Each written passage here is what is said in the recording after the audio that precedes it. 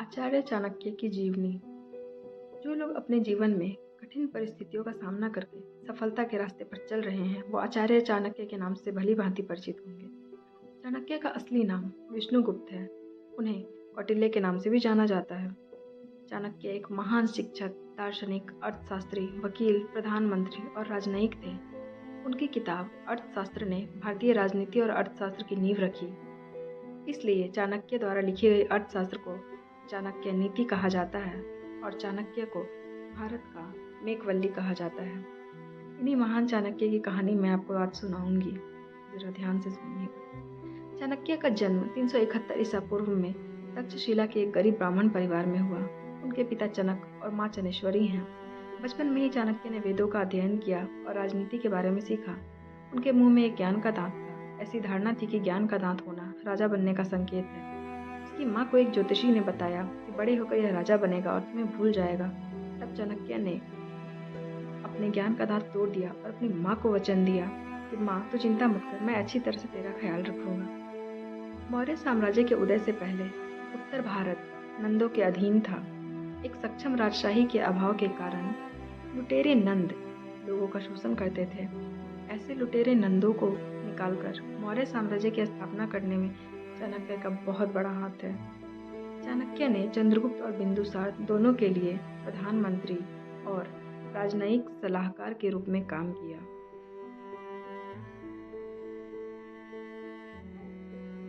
चाणक्य की शिक्षा तक्षशिला में हुई। वह देखने में सुंदर नहीं थे। उनके टाट, टूटे दांत, काले रंग, टेढ़े पैर को देखकर सभी लोग उनका मजाक उड़ाते थे। इसलिए उनकी आंखों में हमेशा ही एक क्रोध की ज्वाला जलती थी। अपनी शिक्षा पूरी करने के बाद चाणक्य ने तक्षशिला, नालंदा सहित आसपास के क्षेत्रों में एक शिक्षक के रूप में कार्य करना शुरू किया। चाणक्य का दृढ़ विश्वास था कि शरीर से सुंदर होने वाली महिला केवल एक रात के लिए ही खुश रख सकती है, लेकिन मन से सुंदर होने वाली महिला जिंदगी भर खुश रखती है। इसलिए उन्होंने अपने ब्राह्मण वंश में ही एक लड़की यशोधरा से विवाह किया। वो भी उनकी तरह सुंदर नहीं थी। उनके काले रंग को देखकर लोग उनका भी मजाक उड़ाते थे। एक बार जब उनकी पत्नी अपने भाई के घर समारोह में गई, तब सभी ने मिलकर चाणक्य की गरीबी का मजाक उड़ाया। इससे दुखी होकर उसने चाणक्य को राजा धनानंद से मिलने और उपहार में कुछ धन को प्राप्त करने की सलाह दी। मगध के सम्राट धनानंद ने ब्राह्मणों के लिए पुष्कर में एक भोजन कूट का आयोजन किया था। वहाँ राजा धनानंद को अखंड भारत का सुझाव देकर उपहार प्राप्त करने की इच्छा में चाणक्य भी गए, लेकिन धनानंद ने उनके कुरूप रूप को देखकर उनका अपमान किया, उनकी बातों का तिरस्कार किया। तब चाणक्य ने क्रोधित होकर नंद साम्राज्य को नष्ट कर देने की प्रतिज्ञा ली। धनानंद ने उन्हें गिरफ्तार करने का आदेश दिया, लेकिन चाणक्य भेष बदलकर वहां से भाग निकले। धनानंद के दरबार से भागने के बाद चाणक्य ने अपना सिर छिपा लिया और मगध के चारों ओर घूमना शुरू कर दिया। इस दौरान वो अपने प्रतिद्वंदी धनानंद के बेटे पबता के साथ दोस्त बन गए। चाणक्य ने पबता का मन जीत लिया और उनसे शाही अंगूठी प्राप्त की और जंगल में चले गए। उस शाही अंगूठी से चाणक्य ने अपनी बुद्धि का इस्तेमाल करके 80 करोड़ सुनहरे सिक्के की कमाई की। उतने सारे सुनहरे सिक्कों को जंगल में बिल खोदकर सुरक्षित रखने के बाद वे एक ऐसे नायक की तलाश करने चले गए जो धनानंद को समतल कर सके। चाणक्य एक ऐसे साहसी की तलाश में थे जो धनानंद के नंद वंश को जड़ से नाश कर सके। उसी समय चाणक्य के नज़र में चंद्रगुप्त पड़ा। चाणक्य ने उसके पालक माता पिता को 1000 सोने के सिक्के दिए और उसे अपने साथ जंगल ले गए। वर्तमान में धनानंद के सिर को हटाने के लिए चाणक्य के पास 2 हथियार थे। यदि चंद्रगुप्त उनमें से एक था तो एक पबता था। चाणक्य ने इन दोनों में से एक को प्रशिक्षित करने और उसे सम्राट बनाने का निश्चय लिया। उन्होंने उनके बीच एक परीक्षा रखी। इस परीक्षा में चंद्रगुप्त ने पबता का सिर काटकर विजय हो गया। अपने द्वारा रखी गई परीक्षा में विजेता होने वाले चंद्रगुप्त पर चाणक्य को गर्व था। चाणक्य ने उसे 7 साल का कठोर प्रशिक्षण दिया। चाणक्य के मार्गदर्शन में चंद्रगुप्त एक सक्षम योद्धा बन गया। धनानंद के नंद साम्राज्य को उखाड़ फेंकने और मौर्य साम्राज्य की स्थापना करने में चाणक्य इच्छुक थे। इसलिए उन्होंने चंद्रगुप्त ने बिना सोचे एक छोटी सेना बनाकर मगध पर हमला किया, लेकिन चंद्रगुप्त की सेना कुचली गई। जल्दबाजी में निर्णय लेने से चाणक्य का हाथ छूट गया। एक दिन चाणक्य और चंद्रगुप्त वेश बदलकर मगन में घूम रहे थे, तब उनको एक माँ से प्रबोधन हुआ जो उनके बेटे को डांट रही थी।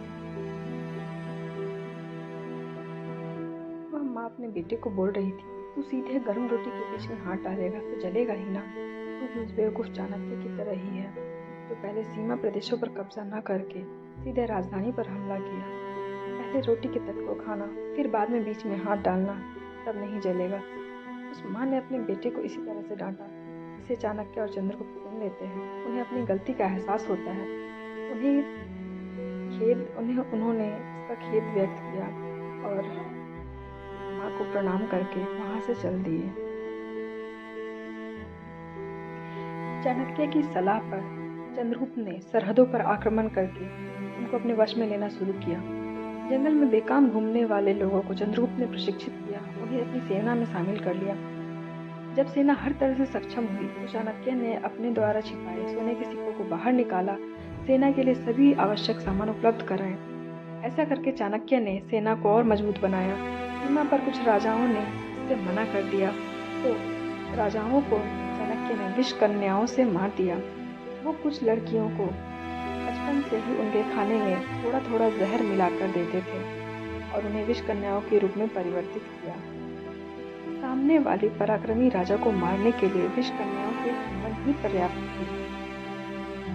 इसके अलावा चाणक्य ने कई ऐसे चालाक कदम उठाए जिनसे चंद्रगुप्त के नेतृत्व में सभी सीमा स्थानों पर नियंत्रण प्राप्त कर पाए। क्रोध में शत्रु के बारे में सोचने से कोई फायदा नहीं होगा। चाणक्य ने शांति से सोचकर दुश्मन पर काबू पाने के लिए एक सामरिक रणनीति तैयार की।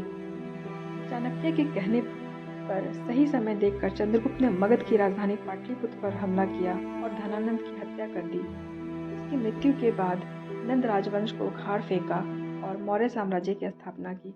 इस तरह चंद्रगुप्त का अखंड भारत का और चाणक्य का अखंड भारत स्थापित करने का सपना पूरा हुआ।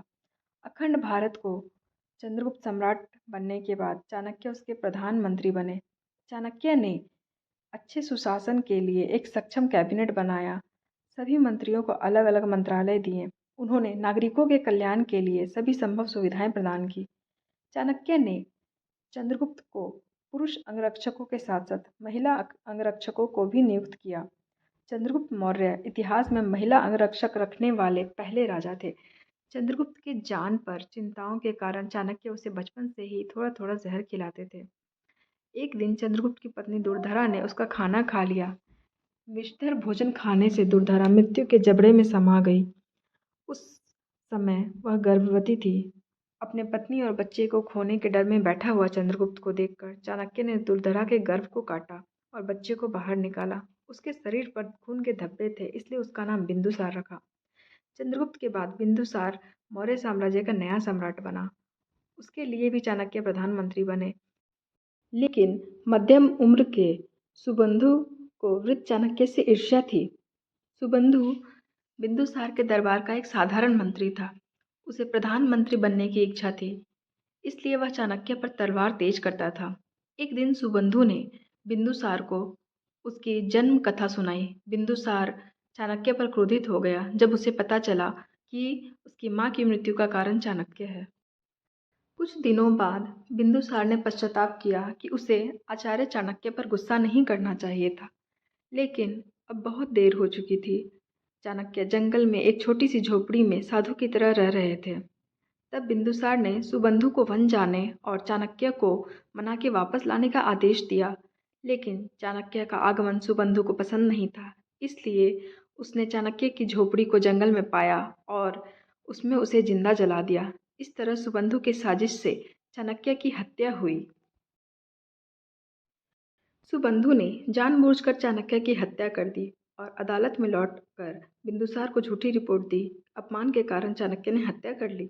धनानंद से नफरत के कारण चाणक्य ने चंद्रगुप्त को एक सड़क के भिखारी से सम्राट बनाया और मौर्य साम्राज्य की स्थापना की। लेकिन अब उसी राज्य के लोगों से उसकी हत्या हुई। जो बदला लेने जाता है और निश्चित रूप से वह भी खाक में शामिल हो जाता है। यह बात चाणक्य के केस में भी सच हुई। आज भी चाणक्य के विचारों, नीतियों और कूट प्रबंधों ने लाखों लोगों को सफलता दिलाई है।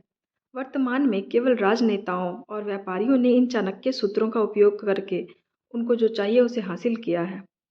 तो चाणक्य की यह जीवन गाथा है। इस कहानी को जितना हो सके लाइक और शेयर करें। धन्यवाद।